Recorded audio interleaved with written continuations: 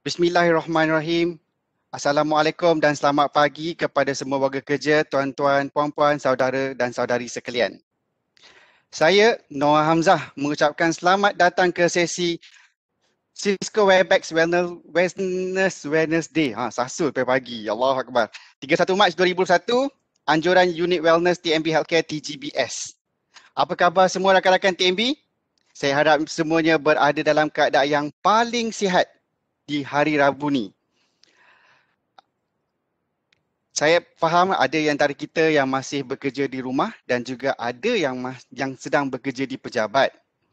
Pada hari ini, kita akan sama-sama dengan seorang pakar dari KPJ Damansara Specialist Hospital dengan topik yang sangat menarik, iaitu kanser prostat. Baiklah, sebelum kita mendengarkan taklimat dan tips-tips kesihatan daripada speaker kita pada pagi ini, seperti biasa, marilah kita semua melakukan sedikit aktiviti senaman ringkas bersama dengan Gym Caretaker Central TMB Healthcare TGBS. Amalan senaman ringkas ini sebenarnya sangat membantu untuk memastikan tahap kesihatan diri dan mental kita berada di dalam keadaan yang baik dan jika ianya diamalkan secara berkala. Tanpa kita buang masa, jom kita bersama-sama dengan Gym Caretaker Central. Let's go guys. Jom kita bersenam.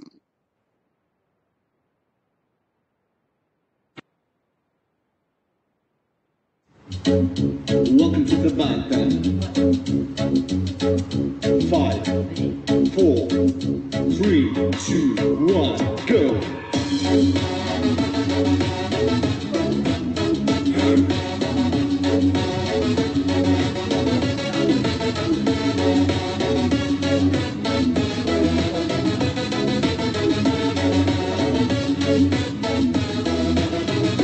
2, 1, break.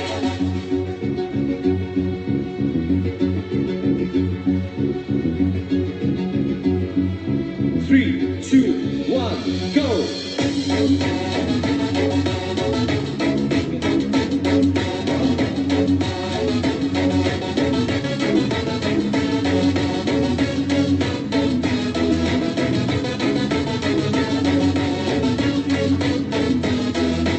3, 2, 1, break!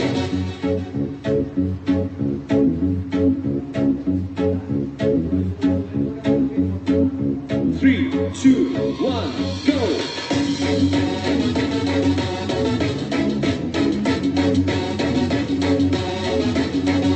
3, 2, 1, break!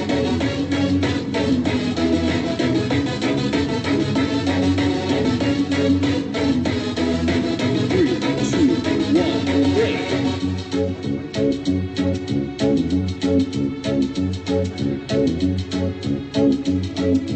Three, two, one, break!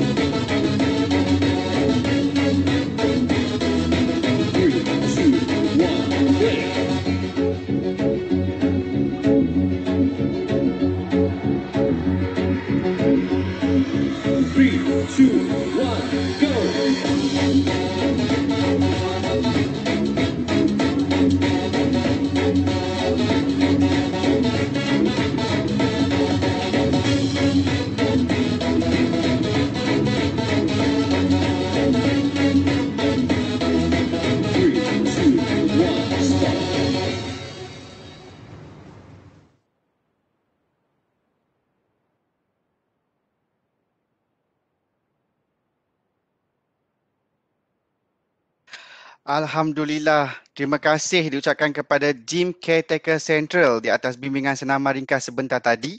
Sebenarnya senaman ringkas ni banyak juga kebaikan dan kelebihan, di antaranya boleh membantu kita menghilangkan rasa mengantuk. Sekarang dah pukul 10 lebih, lepas sarapan biasanya kita dah makin layu. So dengan melakukan senaman ni tak lama tapi boleh menyegarkan anda untuk sepanjang hari. Dan ia juga membantu menghilangkan rasa sakit atau keradangan pada sendi-sendi seperti lutut, pinggang, tangan, leher. Dan ia juga disyorkan untuk dilakukan berulang kali lah, 5 hingga 8 kali setiap pergerakan. Okey, sedikit informasi tambahan untuk perkongsian bersama. Jangan lupa memperbanyakkan jumlah step dan langkah kita semua. Kerana dengan hanya berjalan atau berlari, ianya dapat membantu mengekalkan tahap kesihatan kita sepanjang masa. Sekiranya kita sedang hangat dengan pertandingan Piala Presiden 2.0 yang baru saja bermula pada Januari yang lalu sehinggalah 31 Disember 2021, hujung tahun ni. Cabaran ini menyasarkan 5 pemenang bagi 5 kategori iaitu bahagian, jabatan, anak syarikat dan juga keseluruhan serta individu. So anda semua boleh mulakan langkah anda, banyakkan langkah anda. Moga pada hujung tahun nanti kita nama anda tersenarai sebagai top 50. Kan? Di samping itu juga untuk mengekalkan tahap kesihatan diri masing-masing, sumbanglah step kita semua untuk TMB yang mana sasaran 70 bilion step TMB telah pun dilancarkan pada tahun 2020 dengan menggunakan aplikasi BookDoc bersempena dengan ulang tahun TNB yang ke-70 lalu. Untuk makluman semua, setakat pagi ini kita telah berjaya mengumpul sebanyak 15.74 bilion step dan masih berbaki lebih kurang 31.59 bilion step untuk mencapai sasaran sebanyak 70 bilion step pada akhir tahun ini. Ini tidak mustahil sekiranya kita bersama-sama berlangkah dan mengumpul step. Okey? Di samping itu juga setiap dari kita mempunyai peluang untuk memenangi hadiah yang disediakan. Oleh itu, muat turunlah aplikasi BookDoc dengan menggunakan kod TMBVBL serta mulakan langkah anda untuk mengumpul tiket-tiket undian. Okey, semakin banyak tiket undian, anda berpeluang untuk memenangi hadiah-hadiah istimewa nanti. Okey? Baiklah, sebelum speaker kita memulakan sesi pada pagi ini, sedikit saya nak kongsi info mengenai Dr. Aminuddin Rahman bin Muhammad Maidin yang merupakan konsultan clinical and radiation oncologist KPJ Damansara Specialist Hospital. Okey. Dr. Aminuddin Rahman telah graduate di University of Malaya pada tahun 1999 dan he did his postgraduate training in clinical oncology di St. Luke Hospital, Dublin, Ireland, the National Cancer Centre in Ireland. He obtained the fellowship of the Royal College of Radiologists UK in clinical oncology in 2006. He continues his training and research in radiation oncology as a clinical research fellow in the British Columbia Cancer Agency, BCCA, University of British Columbia, UBC, Victoria, Vancouver, British Columbia, Canada dari tahun 2007 hingga 2008. Here, he received training and advanced radiotherapy technique like IMRT, IGRT in prostate cancer, breast cancer and head and neck cancer. And recently, sebelum di KPJ Damansara, Dr. Aminuddin pernah berkhidmat di KPJ Johor pada tahun 2012 dan seterusnya di KPJ Damansara Specialist Hospital as a resident consultant clinical oncologist. Banyak sangat doktor punya sejarah. Okey. Sebelum kita memulakan acara kita pada pagi ini, saya serahkan kepada doktor. Nak ingatkan semua, dengar, ambil nota-nota, sebarang soalan tuan-puan boleh menulis di ruangan Q&A dan pada hujung nanti kita akan bacakan soalan-soalan anda dan doktor akan jawab secara live. Okey? tanpa membuang masa, saya ingin menjemput Dr. Aminuddin Abdul Rahman dari KPJ Damansara Specialist Hospital. Dipersilakan doktor.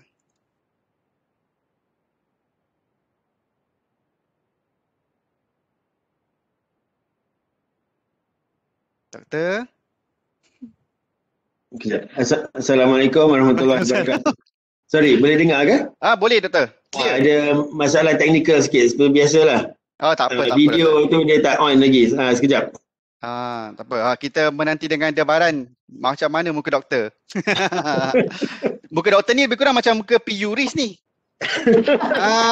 Ada apa-apa ke doktor dengan Niloufar? Saya tak kenal, tak pernah dengar pasal P.U.Riz kecuali baru ni saja, baru saya dengar pasal nama tu. Doktor dengar sebab Niloufar ke macam mana? Adalah ramai peminat. Tapi KPJ Damansara ni belakang rumah Era Fazira kan doktor? Oh ya ke? Itu pun saya tak tahu. Saya kurang minat lah dengan artis-artis tempatan ni semua. Bagus. Okey, saya teruskan untuk doktor untuk teruskan majlis kita pada pagi ni. Dipersilakan doktor. Okey. Okey, terima kasih MC. Okey, Assalamualaikum warahmatullahi wabarakatuh. Dan selamat pagi kepada warga TNB semua. Saya berasa banggalah dapat jemputan untuk memberi sedikit maklumatlah tentang kesedaran pasal kesihatan, kesedaran pasal masalah penyakit-penyakit, terutama sekali penyakit kanser di Malaysia ni.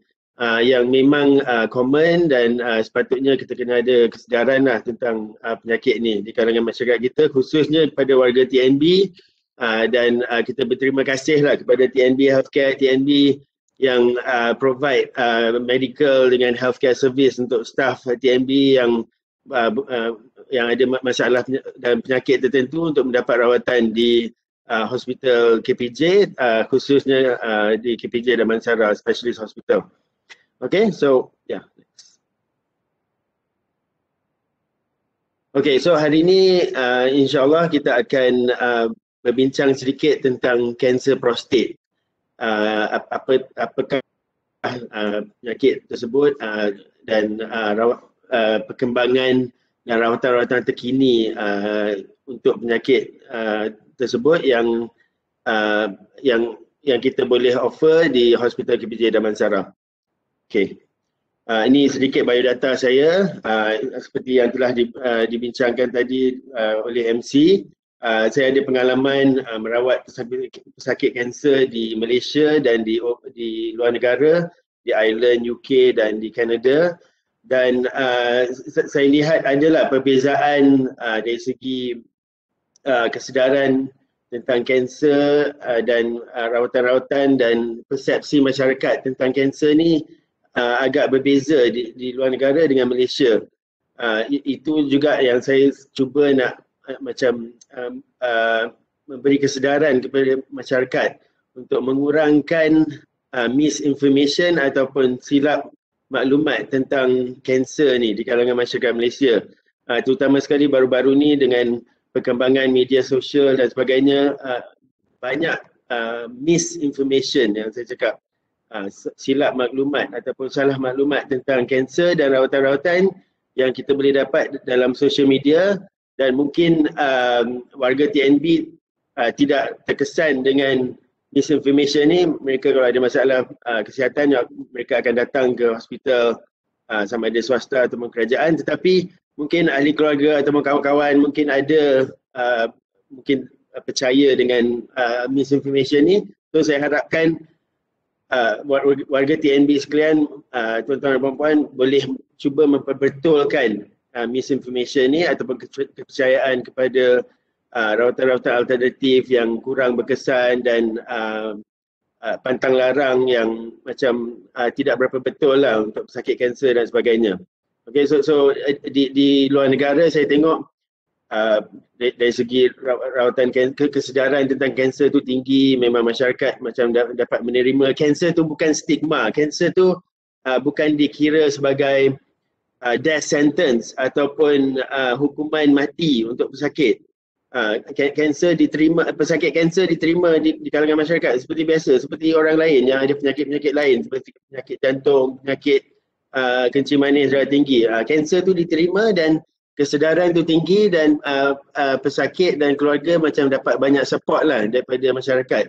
Dan pesakit pun datang untuk membuat screening program untuk kanser-kanser tertentu yang kita akan bincang kemudian dan sebagainya. So and rawatan pun pesakit akan datang, compliant dan sebagainya. Di Malaysia pula banyak stigma dan banyak kepercayaan yang tak betul tentang kanser yang kita akan lihat selepas ni yang saya cuba nak perbetulkan. Okay? So kalau tuan-tuan puan-puan lupa apa yang saya cakap sepanjang 1 jam ni, kalau boleh ingat slide ni pun dah cukup dah. Early detection saves lives. Maksudnya kanser yang kita detect di peringkat awal, kalau dirawat dengan betul dapat disembuhkan dan pesakit boleh pulang ke keluarga, ke masyarakat kejayaan masing-masing untuk hidup secara normal. So early detection saves lives sebab bukan setakat prevention is better than cure. So sekarang ni kita cuba nak promote kesihatan tu dari segi prevention is better than cure, dari segi menjaga kesihatan, membuat senaman macam kita lihat tadi, penjagaan makanan, berat badan dan sebagainya untuk detect penyakit-penyakit yang berkaitan dengan lifestyle related disease. Tapi kanser tu walaupun ada berkaitan juga dengan lifestyle, tetapi bukan semua kanser dapat dicegah. Okey, pada saya tengok pesakit-pesakit di klinik saya, kebanyakan pesakit saya tak ada faktor risiko untuk kanser, tak ada sejarah keluarga, tak ada pemakanan yang tak sihat, tak ada yang berat badan berlebihan, tapi dapat kanser juga. Breast cancer, lung cancer, prostate cancer dan sebagainya. So lagi satu message, bukan semua pesakit kanser ada faktor risiko. Kanser tu dia boleh efek siapa-siapa, tak kira umur, tak kira faktor risiko dan tak kira latar belakang sosioekonomi dan sebagainya. So siapa-siapa boleh dapat kanser. Itu yang penting untuk disedari oleh masyarakat. Tapi yang penting tu selain daripada prevention is better than cure, ialah early detection saves lives. Kita kena buat ujian-ujian, screening dan sebagainya untuk detect kanser tu peringkat awal dan memberi rawatan yang sepatutnya untuk menyembuhkan pesakit daripada kanser. Pesakit tu boleh pulang kepada masyarakat secara normal. Itu yang kita nak cuba usahakan untuk pesakit-pesakit kanser lah. Okay, so dari segi prostate cancer tu kita akan bincangkan sedikit tentang siapa yang boleh dapat kanser prostate dan kaedah-kaedah deteksi awal, lepas tu rawatan-rawatan yang terkini untuk peringkat kanser peringkat awal, kanser prostate peringkat awal dan juga kanser prostate yang peringkat yang advance dan rawatan-rawatan terkini yang lain. Okey, apa tu prostate? So kita boleh tengok dekat slide sini. Prostate tu ialah organ yang terletak di bawah undi kencing. Yang ni bahagian lelaki. Prostate tu organ yang organ orang lelaki, tak ada dalam kalangan wanita. Okey. So prostate tu ialah organ yang terletak di bawah undi kencing di depan usus atau rectum, dan fungsinya ialah untuk menghasilkan semen ataupun cecair untuk melindungi sperma semasa ejakulasi, semasa aktiviti seks. Yang semen tu daripada cecair tu daripada prostate. Okey, yang sperm tu daripada testis, semen tu daripada prostate. So itu fungsi prostate. Okay, so and then prostate tu pun dia merembeskan apa dipanggil prostate specific antigen. Ia adalah enzim ataupun protein yang dirembeskan oleh prostate, ada fungsi tertentu, tetapi ini pun boleh diguna untuk deteksi awal kanser prostate daripada test darah. Okay, yang kita akan bincangkan kemudian.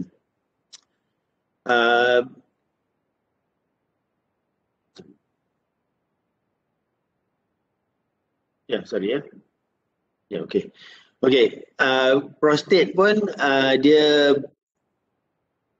dirangsang ataupun mendapat kesan daripada hormon-hormon dalam badan yang dirembeskan oleh bahagian kepala, di bahagian otak, seperti di bahagian otak dipanggil hypothalamus ataupun pituitary gland. Di bahagian otak merembeskan hormon-hormon LH dan LHRH. Dia akan merembeskan hormon tersebut. Hormon tersebut akan ada kesan pada hormon-hormon lain dalam badan, menghasilkan testosteron di testis dan androgen di gland adrenal ataupun kelenjar adrenal. Hormon-hormon testosteron dan hormon lelaki ni dia akan ada kesan pada prostat dan menyebabkan prostat tu akan tumbuh membesar. Okey, yang ni sedikit tentang cerita kesan hormon pada prostat sebab dia ada kepentingannya untuk rawatan kanser prostat. Okey, so prostate cancer di dalam dunia ni kanser yang antara kanser yang biasa berlaku di kalangan lelaki, third most frequently diagnosed cancer in men di kalangan lelaki, kanser nombor 3 yang berlaku di kalangan lelaki, termasuklah di Malaysia. Kanser ni biasa berlaku di kalangan lelaki yang tua, berumur, di kalangan di negara-negara maju, kanser prostat ni memang biasa berlaku. So di negara barat seperti Amerika Syarikat, England, European Union dan sebagainya memang biasa berlaku. Di negara-negara membangun seperti di Afrika, Asia, dia kurang berlaku. So kita suspect mungkin ada kaitan dengan lifestyle factors, pemakanan dan sebagainya, faktor environment. Okay, so yang ni laporan daripada Malaysia National Cancer Registry Report 2012-2016. Kita tengok dari segi yang belah kiri di kalangan lelaki, kanser yang biasa berlaku. Nombor 1, kanser kolorektal, kanser usus besar. Nombor 2, kanser paru-paru. Ini berkaitan dengan merokok. So untuk mengelakkan ataupun lung cancer prevention, kita sarankan untuk berhenti merokok. So, siapa merokok tu, lepas tu kita ada program untuk membantu perokok mengurangkan mengurangkan atau berhentikan tabiat rokok. Okay, so merokok tu pun boleh menyebabkan banyak kanser selain daripada kanser paru-paru, boleh menyebabkan kanser perut dan sebagainya. So banyak penyakit yang disebabkan oleh merokok ni yang sepatutnya kita untuk menjaga kesihatan seperti untuk TNB Healthcare ni, sepatutnya ada program untuk membantu warga TNB yang merokok untuk untuk berhenti merokok. Itu pun saya rasa penting juga. Di KPJ Damansara kita ada klinik wellness yang boleh membantu perokok-perokok ni untuk berhentikan tabiat tersebut. So untuk memberhentikan tabiat merokok tu bukan setakat kesedaran untuk bahaya merokok dan sebagainya. Perlu ada program untuk cuba membantu perokok-perokok ni kurangkan tabiat merokok ni. Okay, so nombor 3, kanser prostat ialah kanser nombor 3 di kalangan lelaki. Yang lain-lain tu lymphoma, nasopharynx cancer, liver cancer, leukemia, kanser perut, stomach, skin cancer, bladder cancer. Ini adalah kanser di kalangan lelaki. Of course kita tak nak lupa kanser di kalangan wanita juga, walaupun saya akan briefly describe yang ni. Mungkin kemudian kita boleh ada program untuk kanser di kalangan wanita pula. So kanser nombor 1 di kalangan wanita, breast cancer. Nombor 2, colorectal cancer. Nombor 3, kanser cervix atau rahim, pagar rahim. Kanser paru-paru di kalangan wanita pun dah common sekarang ni. Dan sedikit cakap pasal merokok tu, even wanita especially yang bukan perokok pun boleh dapat kanser paru-paru. Itu pun persepsi kita nak ubah. Bukan kanser paru-paru tu bukan efek perokok sahaja. Dia boleh efek yang bukan perokok, especially wanita, sebab disebabkan oleh passive smoking atau second hand smoking. So smoking ni bahaya bukan setakat untuk orang yang merokok. Dia membahayakan bukan perokok juga, di kalangan keluarga ke ataupun office mate, di kalangan di tempat makan dan sebagainya. So dia membahayakan masyarakat, menyebabkan penyakit-penyakit seperti kanser di kalangan bukan perokok, penyakit asma dan sebagainya. So penting untuk kita cuba membantu perokok ni untuk memberhentikan tabiat merokok ni. Okay, so kanser yang lain, kanser ovary, kanser cervix, limfoma, thyroid, leukemia dan kanser kulit atau skin cancer. Just sedikit saya nak terangkan, sekarang ni kita lihat kanser yang kita bincang sebelum ni yang biasanya berlaku di kalangan yang dah berumur 60-an, 70-an. Sekarang ni kita lihat kanser yang ini berlaku di kalangan orang muda 30-an, 40-an. Dan kanser-kanser di kalangan orang muda ni lebih agresif. Dia membesar cepat, merebak cepat dan sebagainya. So that is why it's very important nak dapatkan rawatan yang sepatutnya di peringkat awal, especially untuk kanser di kalangan orang muda. Okay? Dan ini report daripada laporan yang sama. Kita tengok trend di kalangan kanser prostat mengikut umur. So kita boleh tengok di sini age group ni yang di bawah. Kanser prostat biasa berlaku umur 60 ke atas. Yang ni data daripada 2012, 2016 dan juga 2007, 2011. So kita boleh tengok kanser prostat berlaku di kalangan lelaki umur 60 ke atas. Tetapi boleh juga berlaku di kalangan umur yang kurang daripada 60, walaupun jarang tapi boleh berlaku. Dan kita tengok laporan yang ni, table ni atau graph yang menunjukkan prostate comparison of staging percentage by year in Malaysia. Ini laporan 2007, 2011 warna coklat, 2012, 2016 warna kuning. Stage peringkat mana yang pesakit present kepada doktor. So stage 1 tu hanya 13 ke 15%. Stage 1 tu kecil yang kita akan tengok kemudian. Stage 2 dia besar sedikit, 24% atau 18%. Stage 3 15 ke 18%. Stage 4 kita boleh tengok 50% pesakit present kepada doktor di peringkat 4. Menunjukkan memang kesedaran tentang kanser prostat ni memang kurang sangat di kalangan masyarakat. Orang tak tahu apa tu kanser prostat. Tiba-tiba kita dapat detect semua dah stage 4. Kanser yang dah merebak pada organ-organ lain dan sebagainya. So kalau peringkat yang lewat tu, of course rawatan tu pun macam kurang berkesan dan survival dan hasil daripada rawatan tu semua pun kurang. So yang ni yang kita perlu bagi kesedaran kepada masyarakat. Kanser tu bukan setakat common di Malaysia, tetapi ramai pesakit yang present di peringkat lewat. Sebab mungkin kurang information dan saya rasa sebab this misinformation daripada social media yang menyebabkan pesakit cuba mendapat rawatan alternatif. Lepas tu dah semakin teruk, kanser semakin teruk, baru nak datang jumpa doktor di hospital. So di Malaysia ni keadaan semakin teruk dari segi pesakit-pesakit present di peringkat lebih lewat. Kita bukannya maju ke depan, kita semakin mundur ke belakang. The same situation kita boleh tengok breast cancer. Kalau data yang dulu dengan lama kita compare, data baru tu menunjukkan pesakit kanser payudara, breast cancer present di peringkat yang lebih lewat sekarang ni compared to dulu. So macam ada masalah lah di kalangan masyarakat yang menyebabkan pesakit-pesakit yang mungkin ada kanser ni tak datang ke hospital, pergi ke rawatan alternatif yang tidak berkesan ataupun tidak terbukti berkesan. Bila dah lewat baru nak datang ke hospital. So yang ni yang kita perlu sedarkan di kalangan masyarakat. Okay. So ya, setakat ni ada apa-apa soalan ataupun clear dari segi sound system?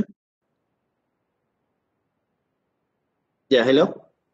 Okey Dato', okey Dato'. Okay ya. Okey, Ya, okey. okay. So ya, Sound and clear. Sound and clear. ya, okay. Boleh faham ah? Faham Dato', faham. Okay. So, okay, seperti saya cakap tadi, bukan setakat prevention is better than cure, kita nak early detection saves lives. Kita nak detect cancer tu di peringkat awal supaya kita boleh memberi rawatan yang sepatutnya, tahap kesembuhan yang tinggi, sakit boleh pulang ke masyarakat dan kerjaya masing-masing. So, kanser prostat ni pun kita boleh buat screening ataupun deteksi awal. Screening maksudnya kita check pesakit tu yang tak ada simptom untuk detect penyakit. So screening kita boleh buat untuk penyakit macam kolesterol, kolesterol tinggi kita check darah. Kalau darah tinggi kita check tekanan darah. Untuk kencing manis kita check gula darah. So pesakit-pesakit tidak mempunyai simptom, tetapi kita check untuk mendapatkan tahu sama ada pesakit tu ada kanser, ada penyakit ke tidak. Itu dipanggil screening. Bukannya kalau yang banyak kes yang kita tengok ni sekarang ni pesakit yang dah ada simptom, macam prostate cancer dah merebak pada tulang sakit, menyebabkan sakit, pesakit datang ke hospital, yang tu bukan screening. Screening tu pesakit yang biasa, normal, tak ada masalah apa-apa, kita check, buat test yang tertentu, boleh dapat detect penyakit tersebut. Itu dia panggil screening. So, screening tu supaya kita dapat detect penyakit tertentu di peringkat awal seperti prostate cancer ni, peringkat yang awal, supaya kita boleh memberi rawatan yang sepatutnya dan kita boleh meninggikan peratus atau peluang untuk sembuh daripada kanser prostat. Itu matlamat screening. Okay, so ni data di sini dekat Amerika Syarikat, in the US, screening has brought a slow but steady decline in prostate cancer mortality by 30%. So sebab kesedaran kanser prostat tinggi di Amerika Syarikat, di negara barat, so pesakit akan buat screening untuk kanser prostat ni. Disebabkan itu rawatan pun boleh diberi.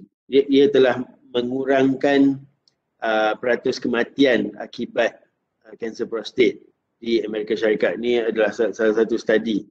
Okay, so macam mana kita nak buat screening untuk prostate cancer? Ada dua cara. Kita buat test darah, PSA, prostate specific antigen, dan lagi satu kita buat pemeriksaan digital rectal examination. Kita periksa prostat tu melalui jari yang diletak melalui liang dubur.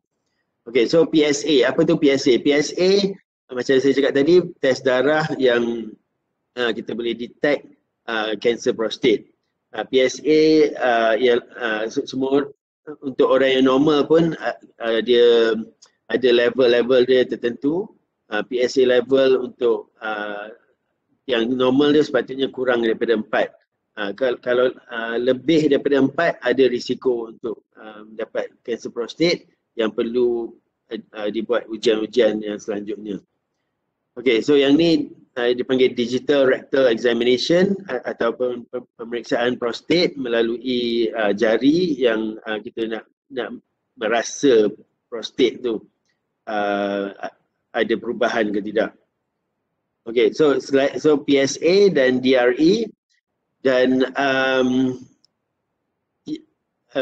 kebiasaannya kita boleh detect prostate cancer ni dengan keputusan darah PSA tu tinggi yang menyebabkan kita buat ujian-ujian yang selanjutnya. So yang ni daripada study di US, elevated PSA is most common means of detecting prostate cancer in the US. Di Amerika Syarikat, kebanyakan kanser prostat tu kita detect daripada ujian darah PSA. Saya rasa di Malaysia, ada yang detect daripada test darah PSA, ada yang mempunyai simptom seperti susah nak kencing dan sebagainya yang kita akan bincang kemudian. So dari segi saranan atau recommendation kita untuk early detection atau screening untuk kanser prostat, kita recommend lelaki yang umur 60 ke atas untuk bincang dengan doktor untuk membuat screening untuk kanser prostat. Sebab kita tengok dari segi faktor umur, lelaki yang umur 60 ke atas risiko mendapat kanser prostat tu tinggi. Boleh berbincang dengan doktor untuk membuat screening untuk prostate cancer dengan tes darah PSA dan juga digital rectal examination.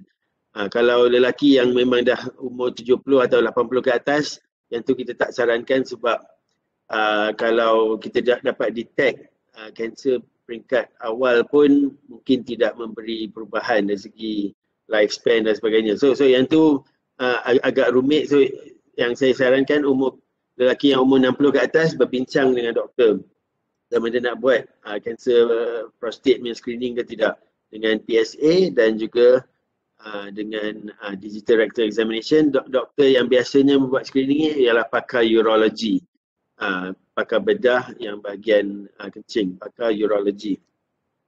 Okay, so kanser prostat tu dipanggil adenocarcinoma. Ni dah slide yang menunjukkan gambar bagaimana kanser tu, rupa kanser tu, adenocarcinoma.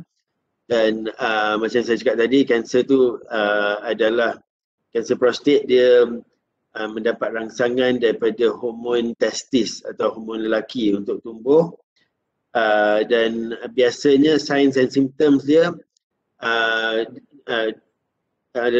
lelaki yang mempunyai masalah macam difficulty passing urine, susah nak kencing, ataupun kencing waktu malam, kerap kencing waktu malam,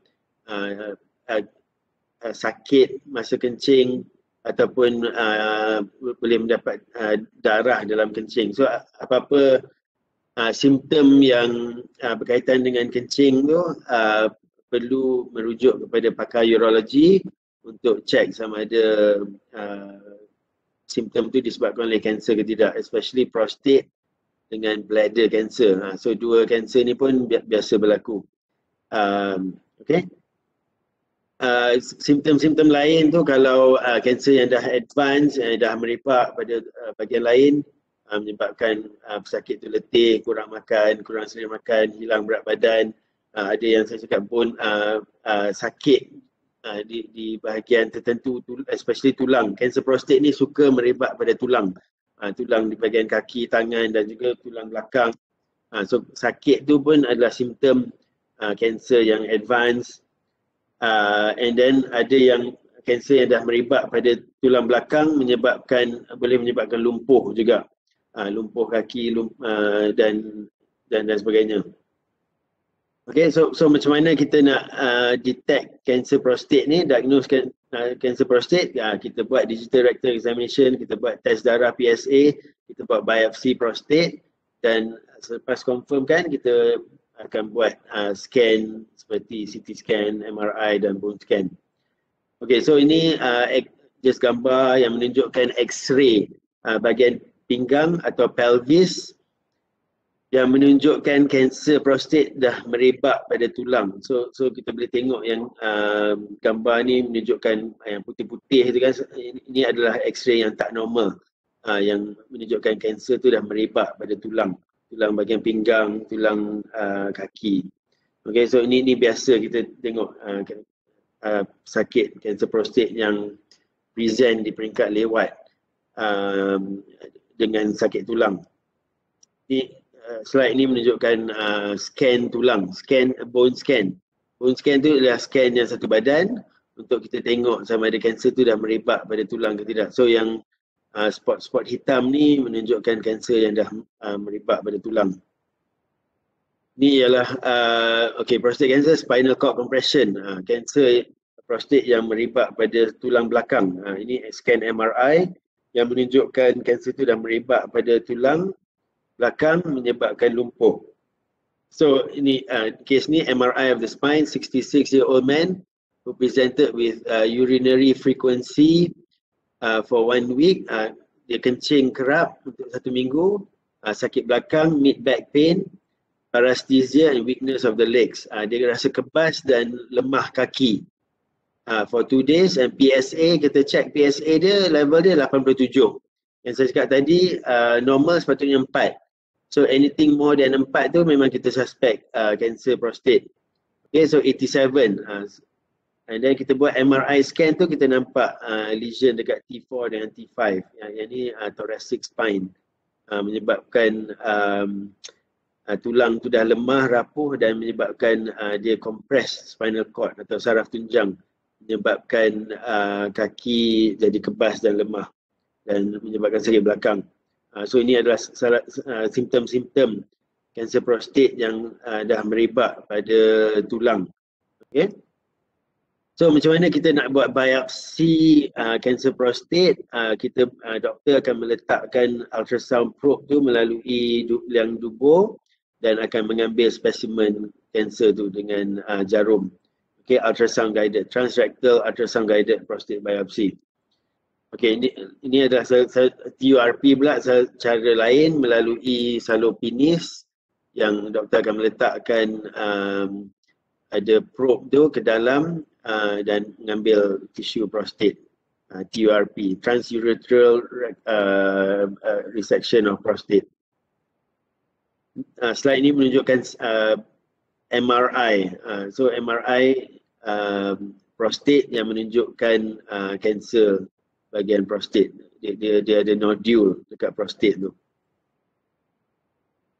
Okay, so lepas kita buat biopsi tu, kita akan buat apa namanya Gleason scoring system, melihat sama ada kanser tu agresif ke tidak, daripada grading 1 yang kurang agresif sampai ke 5 yang paling agresif, dan yang ni untuk menentukan rawatan yang kita akan tentukan, dan stage pula, stage atau peringkat kanser prostat lebih kurang sama macam kanser lain. Kalau kanser tu kecil, dipanggil peringkat 1. Kalau kanser dah besar sedikit di prostat, peringkat 2.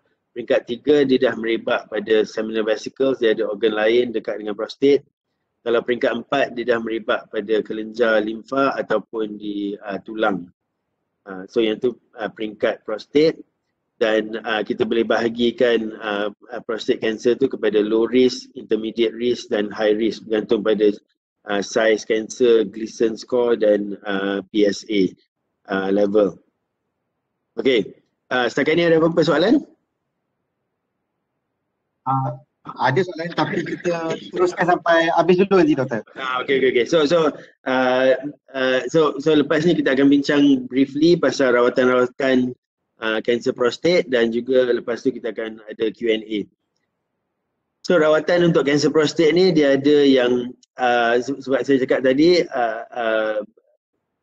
kalau kita dapat detect kanser prostat di peringkat awal, salah satu rawatan tu ialah radioterapi. Radioterapi tu rawatan sinar X-ray di mana kita menggunakan mesin radioterapi ni untuk deliver high dose ataupun high energy mega voltage X-ray khusus kepada prostat tu.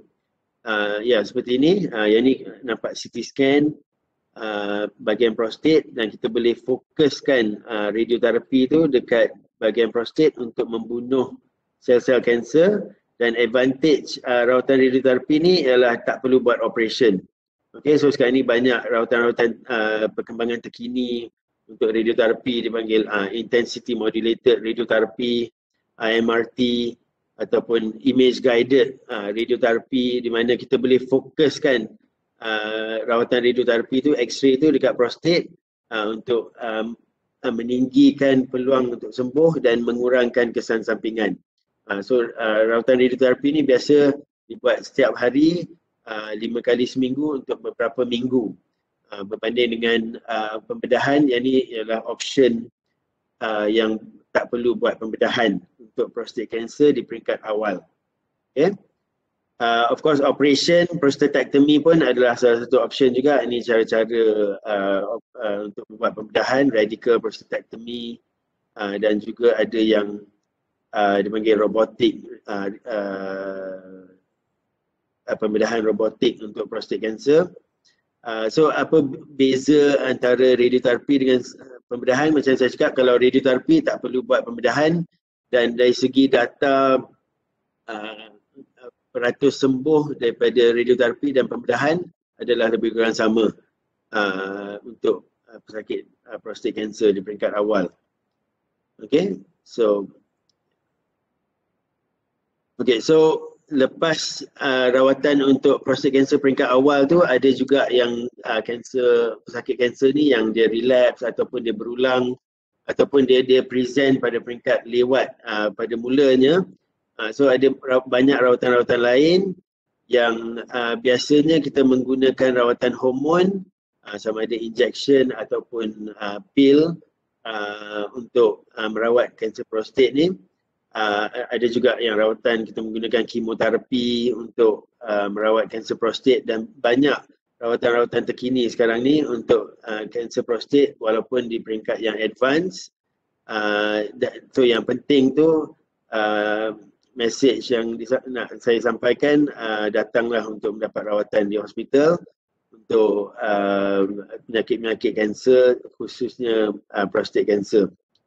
So macam-macam rawatan sekarang ni yang daripada local therapy untuk kanser prostate yang peringkat awal, androgen deprivation therapy atau rawatan hormon, dan macam-macam rawatan sekarang ni, kemoterapi, ubat hormon, ubat radioaktif dan sebagainya. Lepas tu ada juga yang rawatan immunoterapi untuk kanser prostate yang peringkat lewat. Okay, so September is Prostate Cancer Awareness Month. Perlu ada kesedaran di kalangan masyarakat, terutama sekali lelaki yang berumur 60 ke atas, tentang masalah kanser prostate ni. So perlu buat check up untuk kanser prostate dan kanser-kanser lain. Yang ini adalah artikel yang saya publish the Star tentang perkembangan-perkembangan terkini rawatan kanser di Malaysia, Precision Medicine, the Future of Cancer Treatment, di mana kita boleh buat biopsi kanser dan kita boleh dapatkan rawatan-rawatan yang khusus untuk kanser bergantung pada ciri-ciri molekular dan genetik kanser. Okay, so kalau yang penting message, early detection saves lives. Macam saya bincang, screening untuk kanser-kanser tertentu adalah penting, terutama sekali kanser prostat. Dan di KPJ Damansara kita ada package-package yang ini sempena dengan World Cancer Day Celebration bulan Februari lepas, untuk lelaki dan juga untuk wanita. Berkenaan dengan kanser-kanser, macam untuk lelaki, kanser prostat, kanser paru-paru, kanser kolon yang biasa berlaku. Untuk wanita pula, kanser payudara, kanser cervix, kanser paru-paru dan kanser kolon. Dan anda boleh scan QR code ni untuk mendapatkan maklumat lanjut tentang package-package yang kita offer untuk screening untuk kanser untuk lelaki dan juga wanita untuk semua peringkat umur. Okey, sekian, terima kasih. Yeah.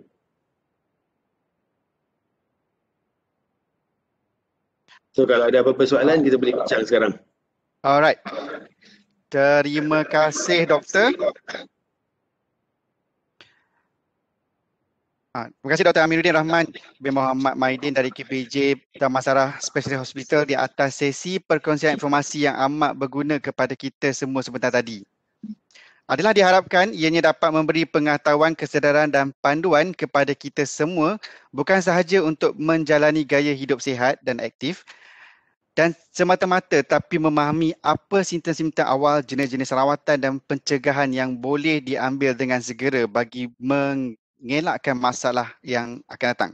Okey, sebelum kita akhiri pagi ni, sebelum ke sesi Q&A, so saya serahkan kepada Cik Iman untuk buat sedikit soalan survey. Cik Iman. Okey, Assalamualaikum, salam sejahtera semua. Saya nak mohon kerjasama semua untuk jawab soal selidik tentang sesi Wellness Wednesday kita pada hari ini untuk penambahbaikan pada sesi yang akan datang. Mohon jawab, ada 4 soalan yang boleh jawab kat sini. Okey, saya buka sekarang.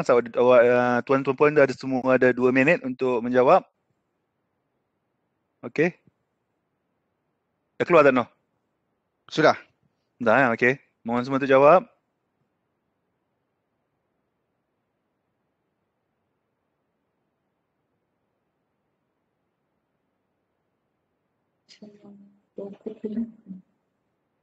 Sekejap ya Doktor, lepas habis 2 minit ni kita terus ke sesi Q&A. Ya, boleh. Doktor, saya sementara tunggu ni saya ada soalan personal pula. Ya, boleh. Okey, doktor, doktor kata kalau stage 1 tu macam too early to detect kan untuk kanser prostat ni. Sebab dia kata macam mungkin tak rasa lagi pesakit yang mengalami stage 1 kanser prostat ni. So adakah yang ada tak test untuk, maknanya adakah pesakit yang umur 60 tahun ke atas perlu menjalani pemeriksaan setiap tahun untuk mengesan kanser stage awal, stage 1 ni? Yes, macam saya dah bincang tadi, kanser prostat itu berlaku di kalangan lelaki yang umur 60 ke atas, tapi boleh juga berlaku di yang lagi muda. Okay, so untuk yang 60 ke atas, saya recommend untuk berjumpa dengan pakar urologi dan berbincang tentang screening untuk kanser prostat. Sebab screening tu pun dia banyak implikasi dia. So kita check, bukan setakat test darah saja. Bila dah test darah, kalau PSA tu lebih daripada 4, apa kita nak buat? Kita kena buat biopsi, kita kena buat ujian-ujian lanjutan. So dia banyak isu lah yang bukan setakat test darah saja. So screening program ni semua yang offer test darah tu, kira macam warga TMB tu kena tahulah. Walaupun kita dah buat test darah tu, yang penting tu untuk kanser marker, apa yang kita akan buat selepas test darah tu. So perlu tahu. So walaupun test darah tu untuk PSA tu mudah dibuat, tetapi apa yang kita nak buat selepas tu pun penting dibincang. Okay, so siapa yang nak ni, saya suggest siapa nak buat screening untuk kanser prostat, berjumpa pakar urologi di Hospital Pakar Kerjaya Damansara ataupun hospital lain. Lepas tu berbincang. So screening tu kita buat test darah PSA, macam saya bincang tadi. Kalau PSA tu tinggi lebih daripada 4, dan pakar urologi tu akan bincang tentang biopsi, nak confirmkan kanser tu. Macam saya dah bincang tadi juga, yang prosedur mengambil tisu daripada prostat. So selepas tu baru kita diagnose kanser prostat tu bukan setakat dengan test darah saja. Kita kena buat biopsi. Lepas tu kalau dah biopsi confirm kanser, baru kita berbincang pasal rawatan. Macam saya bincang tadi lah. Kita kena buat scan, kita kena pastikan kanser tu belum merebak tempat lain. Kalau prostat, kanser tu di prostat sahaja, dan rawatan dia ada option pembedahan ataupun radioterapi. Rawatan pun ada juga kesan-kesan sampingan dia. So yang ni kira macam kena berbincang dengan doktor pakar urologi dan pakar onkologi macam saya untuk kanser prostat, terutama sekali kanser prostat yang peringkat awal yang mungkin tak menunjukkan apa-apa gejala atau simptom. Okay? Dan satu just nak mention, di kalangan lelaki yang umur 60 ke atas pun ada masalah yang biasa berlaku, pembengkakan prostat yang bukan disebabkan oleh kanser. Dipanggil benign prostate hyperplasia. So bukan semua gejala kencing yang masalah tu disebabkan oleh kanser. Biasanya lelaki umur 60 ke atas ada masalah yang pembengkakan prostat yang bukan kanser, benign prostate hyperplasia, BPH. Yang tu sebenarnya lagi common daripada kanser prostat. So kalau ada masalah kencing tu bukan tiba-tiba fikir pasal kanser, ada juga benda-benda lain yang mungkin masalah prostat ke, masalah pundi kencing, masalah jangkitan kuman apa semua. Kanser tu salah satu penyebab simptom tu yang perlu dicek. So benign prostate hyperplasia ni pun biasa berlaku dan rawatan dia ialah dengan ubat-ubatan dan sebagainya. Okay? Ya. Doktor, ada tak apa ni, macam ini soalan, ada soalan personal. Adakah macam test awal untuk general test untuk menentukan sama ada seseorang lelaki ataupun wanita ada unsur-unsur kanser dalam badan dia. Tak kisahlah kanser payudara ke, kanser prostat ke, kanser tulang ke, kanser darah ke. Ada tak satu contoh macam pemeriksaan awal untuk Well, unfortunately kita tak ada satu test untuk detect semua kanser. Of course kita ada scan yang dipanggil PET scan. Scan satu badan yang kita boleh detect kanser, tapi yang tu kita sarankan untuk pesakit kanser saja, bukan untuk screening. So screening tu yang saya cakap deteksi awal kanser, dia ujian yang spesifik. Kalau untuk lelaki prostat, kita buat test darah PSA dan kita periksa prostat. Kalau untuk kanser usus besar, kita kena buat kolonoskopi ataupun ujian skop kolon. Nak deteksi kanser kolon. Kalau paru-paru yang perokok dan sebagainya, kita recommend CT scan bahagian dada untuk tengok ada nodul dan buat biopsi. Itu untuk di kalangan lelaki, dan ada juga kanser-kanser lain yang spesifik. Untuk wanita, breast cancer, mammogram, screening, kalau pap smear untuk kanser rahim. So kita tak ada satu test yang boleh menunjukkan sama ada lelaki atau wanita apa peringkat umur ada kanser. Yang tu kita tak recommend, kita spesifik pada kanser-kanser tertentu. Dan kalau kita boleh tengok macam slide yang saya tunjuk tadi, kanser yang biasa berlaku di Malaysia, kalau kita boleh buat screening ni kan, kita boleh detect majority of kanser yang biasa berlaku. Breast cancer, colon cancer, lung cancer, prostate cancer, yang gynae punya kanser. Kebanyakan kanser ni adalah kanser-kanser yang ni yang kita boleh detect awal, itu pun dah kira cukup baik untuk mengelakkan masalah sekarang ni di Malaysia ni, yang ramai pesakit kanser ni present lambat. Kesedaran tu kurang, lepas tu kepercayaan pada misinformation dekat social media dan sebagainya. So kita nak selesaikan masalah ni ialah cara kita memberitahu masyarakat memang kanser tu biasa berlaku di kalangan rakyat Malaysia. Ada yang ada faktor risiko, kebanyakannya tak ada faktor risiko. Yang penting tu early detection, kena buat test-test ni mengikut peringkat-peringkat umur yang tertentu. Yang selain daripada tu, perlu kalau kita macam kena tunggu simptom, kalau ada simptom terus kena check dengan doktor. Jangan tunggu lama ataupun cuba rawatan alternatif dan sebagainya. Okey? Okay, doktor. Okay, soalan daripada pendengar, doktor. Okey, soalan pertama daripada seorang staf ni, prostat mengeluarkan semen. Adakah dengan tidak melakukan seks seperti orang bujang terlajak, ianya akan menyebabkan kanser prostat kerana semen tidak dikeluarkan dari sistem badan? Ya, okey. So, kelenjar prostat itu menghasilkan semen dan itu adalah berkaitan dengan aktiviti seks. Untuk yang orang bujang tu, kalau yang tidak melakukan aktiviti seks, tak ada masalah, itu tidak meninggikan risiko mendapat kanser prostat. Okay, so itu tak ada masalah. Yang macam saya cakap tadi, faktor yang paling penting, faktor umur 60 ke atas. Ada juga yang pesakit yang ada very small minority macam 5% disebabkan oleh faktor risiko keluarga.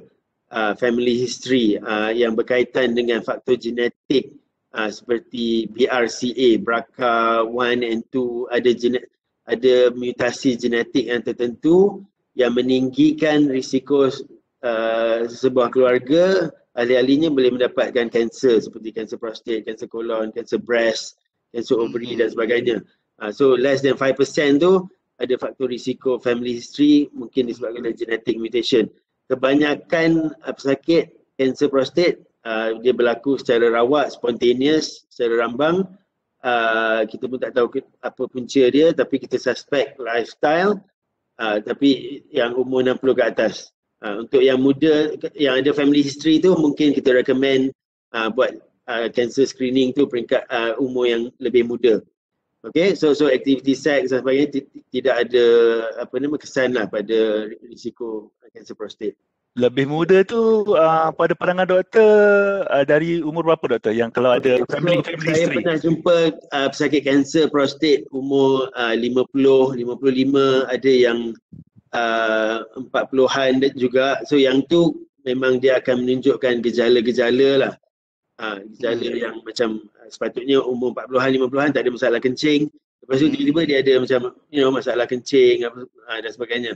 Yang biasanya kita expect sebab macam simptom-simptom macam masalah kencing tu yang biasa berlaku lelaki umur 60 ke atas tu disebabkan oleh yang saya cakap benign prostate hyperplasia yang bukan kanser. Tetapi kalau berlaku di kalangan lelaki muda, yang tu kita kena check sama ada tumor ke tidak, ada ketumbuhan ataupun ada kanser di prostate, di pundi kencing dan sebagainya. Okey, so tapi 50-an pun boleh dapat kanser prostate juga. Okey.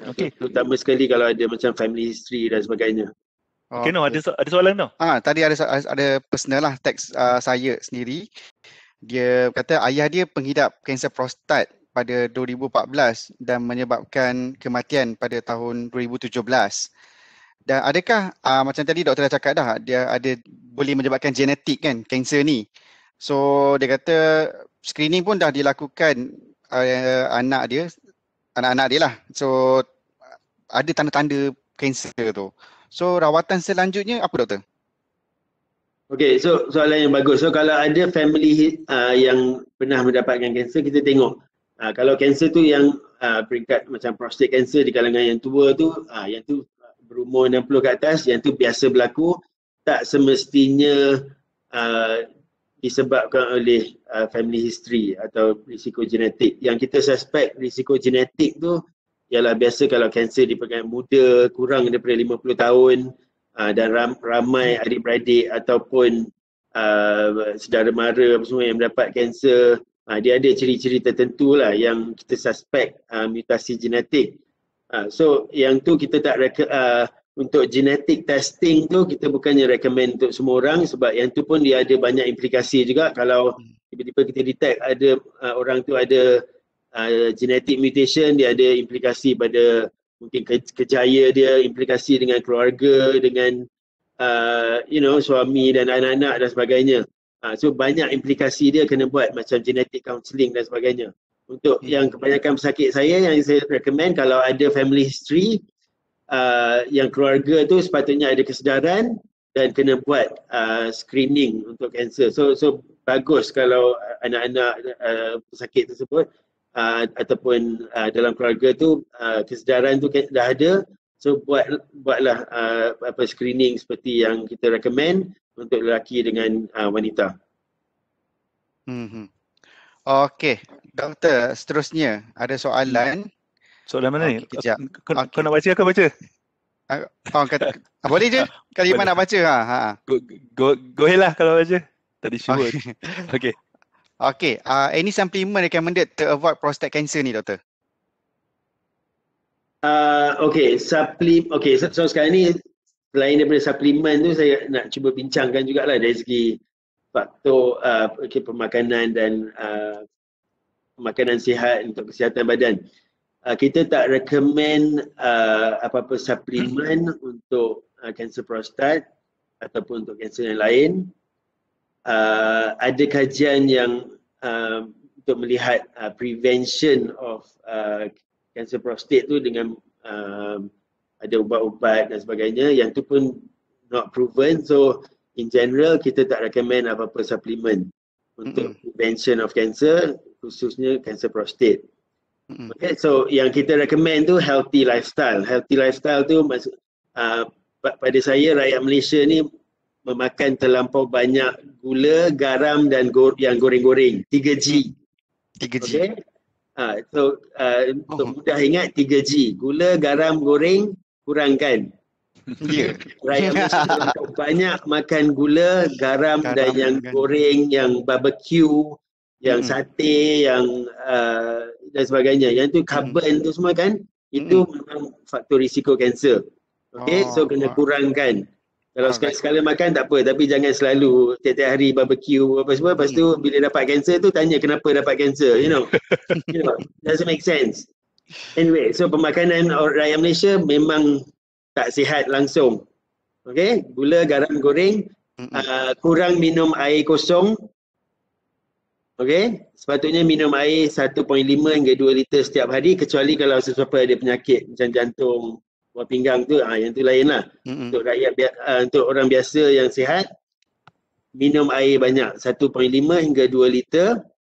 Okey, makan buah-buahan dan sayur-sayuran banyak mungkin.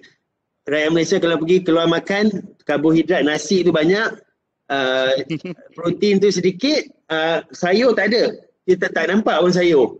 Mungkin sikit lah. Itu pun yang dah digoreng, yang berminyak, yang semua yang tak sihat. Itu sayur yang rakyat Malaysia makan. Sepatutnya buah-buahan sayur-sayuran yang fresh, yang berwarna-warni, macam rainbow, macam pelangi. Okay? Tak perlu suplemen tu semua. Kita go natural, semula jadi. Kalau dapat organik lagi bagus. Kalau tak ada organik tak apa. Buah-buahan sayur-sayuran berwarna-warni supaya kita dapat banyak antioksidan. Macam-macam antioksidan. Warna tu kita dapat antioksidan untuk mengelakkan penyakit jantung, penyakit kanser. Okay, so lebihkan buah-buahan dan sayur-sayuran, kurangkan yang karbohidrat tu. Okay, so kalau boleh dapat macam makanan organik, ayam kampung, telur kampung, bagus. Kalau tak, then it's okay. So makanan seimbang, kurangkan karbohidrat, macam roti, nasi dan sebagainya, yang tu yang menggemukkan. Orang jadi gemuk tu bukan sebab makan lemak. Orang jadi gemuk sebab makan karbohidrat, nasi banyak, tak exercise, tak ada aktiviti, karbohidrat tu akan jadi lemak dalam badan. Okey, menyebabkan penyakit-penyakit yang kencing manis, darah tinggi, kanser dan sebagainya. Okey, so ni dan kita tengok tadi senaman. Setiap hari kena bersenam setengah jam hingga sejam sehari. Tak perlu nak pergi gym ataupun kompleks sangat apa semua. Just berjalan saja. Berjalan sebanyak yang mungkin, brisk walking. Kalau nak jogging ke, nak naik basikal ke apa ke, itu boleh lah. Tapi kalau tak, just berjalan setengah jam hingga sejam tiap-tiap hari. Okay, so yang ni tips-tips kesihatan saya untuk penjagaan kesihatan dan untuk insyaAllah prevention of penyakit seperti kanser. Doktor, ada soalan. Adakah tabiat cycling yang terlalu lama boleh memberi kesan terhadap isu-isu prostat? I suppose, okay, itu macam mungkin bukan kanser per se lah, tapi of course taklah sihat kan, sebab bila duduk terlalu lama, and then pressure pada bahagian bawah pinggang tu, ada pressure pada testis, pada anus, boleh mendapatkan, tak berapa sihat lah. Tapi dari segi kanser tu insyaAllah bukan salah satu faktor risiko. Alright. Adakah kanser prostat ni sama dengan angin pasang ataupun bengkak prostat tu? Okay, macam saya cakap tadi, benign prostate hyperplasia tu ialah bengkak prostat yang bukan kanser. Yang tu biasa berlaku, in fact lagi common di kalangan umur 60 ke atas. Kajian menunjukkan kalau umur 80 tu dah almost 100% lelaki menghadapi masalah benign prostate hyperplasia. Okay, tapi kanser tu pun boleh berlaku juga di prostat macam kita bincang tadi. Angin pasang tu lain. Angin pasang ialah macam ada defect dekat dinding perut bahagian bawah tu. Yang itu pun common di kalangan lelaki yang berumur sebab tabiat membuang air besar, the pressure dalam perut tu kan menyebabkan dinding perut tu lemah, menyebabkan usus terkeluar dan sampai ke skrotum. Okey?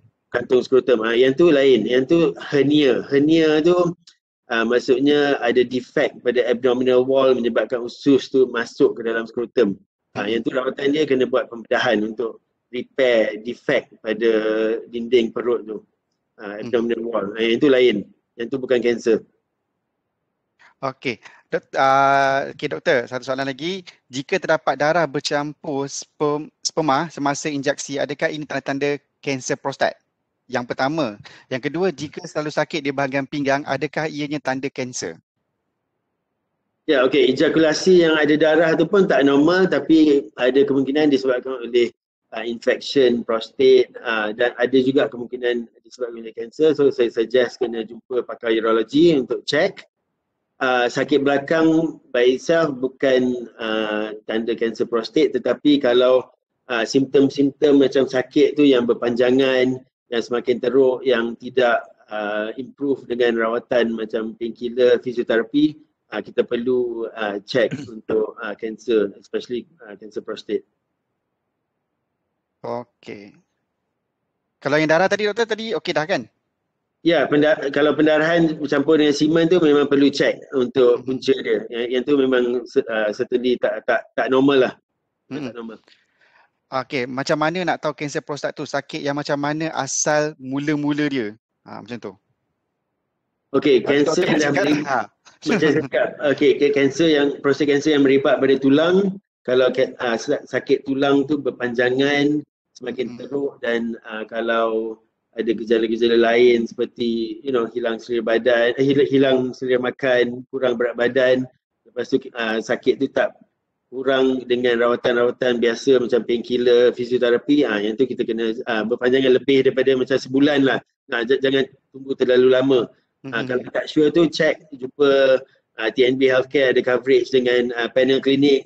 So warga TNB boleh check, boleh berjumpa dengan klinik panel. Dan kalau perlu untuk ujian dan rawatan selanjutnya boleh refer dekat hospital pakar. Betul. So, okey. Boleh lagi ya doktor? Boleh. Okey. Low testosterone level adakah berpotensi prostat cancer? Sorry, lain sekali. Testosteron no, testosteron. Low testosterone. Bacakan mana? Low testosteron adakah fungsi punca fungsi Okey. So, actually low testosterone tu actually mengurangkan risiko kanser prostat sebab ya ke? Sebab testosteron yang tinggi dia macam di kalangan wanita, estrogen, hormon estrogen tu yang kalau tinggi ke apa kan risiko breast cancer. Estrogen hormon wanita tu stimulate breast tisu-tisu breast untuk dapat breast cancer. Lelaki pula testosteron atau male punya hormon dia boleh merangsang prostat tu boleh mendapat kanser. So kalau testosteron tinggi dan sebagainya ada risiko prostat cancer. Okay, so kalau low testosteron risiko dia rendah dan actually low testosteron ni adalah macam untuk general health untuk lelaki yang dah berumur lah kan. Dia panggil partial androgen deficiency in aging men, padam. Okay. So yang tu masalah kesihatan di kalangan lelaki yang berumur. Yang tu pun ada jugalah masalah kesihatan lain seperti osteoporosis, tulang apa semua. Yang tu ada rawatan. Yang tu ada rawatan macam testosteron replacement. Macam nak menggantikan hormon testosteron di kalangan lelaki. Kalau berlebihan dan sebagainya, yang tu boleh meningkatkan risiko kanser prostat. So siapa yang ada masalah hormon macam ni perlu berbincang dengan doktor untuk tengok rawatan dia ada risiko kanser prostat ke tidak. Tapi kalau low testosterone tu by itself memang mengurangkan risiko kanser prostat. Okay, so I think ada soalan lagi ke? Tak ada dah. Ada soalan tapi kebanyakan doktor dah jawab dalam soalan-soalan yang tadi tu. Terima kasih doktor. Sebelum sesi kita berakhir pada hari ini, kami dari Unit Wellness TNB Healthcare TGBS ingin merakamkan setinggi-tinggi perhargaan dan terima kasih kepada Dr. Aminur Rahman Muhammad Maidin dari KPJ Damansara Specialist Hospital serta tuan-tuan, puan-puan, saudara-saudari yang telah meluangkan masa bersama-sama pada hari ini dari awal hingga ke akhir sesi. Kami memohon maaf di atas segala kekurangan dan kesilapan sepanjang sesi Webex diadakan pada hari ini. Jumpa lagi di sesi Webex pada minggu hadapan 7 April pada masa yang sama dengan topik yang berbeza iaitu colorectal cancer dari Pantai Hospital Ipoh. Jangan lupa block date tuan-tuan kita semua dan wawarkan kepada rakan-rakan dan ahli keluarga untuk sama-sama menyertai Webex pada minggu hadapan. Sebelum kami mengundur diri, sama-sama kita terus berdoa dan ingat mengingati tentang bahayanya virus coronavirus COVID-19 ini. Stay safe, stay healthy, patuhi SOP dan lindungi diri, lindungi semua. Sama-sama kita putuskan rantaian COVID-19. Terima kasih. Assalamualaikum. Jumpa lagi. Team Wellness, terima kasih doktor.